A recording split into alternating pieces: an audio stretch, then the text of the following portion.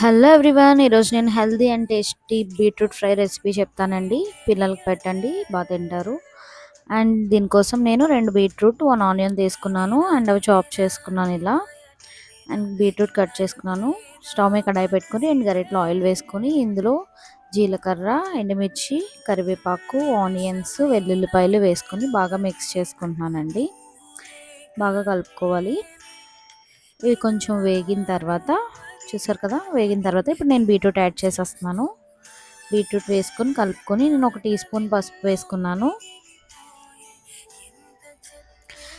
And ఒక table spoon salt వేసుకున్నానండి. Quantity బట్టి మీరు వేసుకోండి. వేసుకొని మిక్స్ చేసుకొని బాగా కలుపుకోవాలండి. ఇది బాగా వేగాలి. వేగిన తర్వాత కారం యాడ్ చేసుకున్నాను. కారం వేసుకున్నానండి.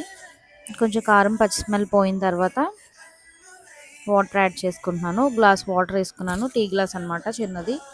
ఎందుకంటే బీట్రూట్ మగ్గాలి, సాఫ్ట్ అవ్వాలి కాబట్టి మనం ఇలా వాటర్ వేసుకుని బీట్రూట్ని బాగా మగ్గించుకోవాలి. చాలా సింపుల్ అండి, ఇది పిల్లలకి పెట్టండి, బాగుంటుంది. అంతేనండి, వేగిపోయింది. బీట్రూట్ ఫ్రై రెడీ అయిపోయిందండి. ఇదిగో చూడండి. మీకు నచ్చినట్లయితే please like, share and subscribe my channel. Thank you.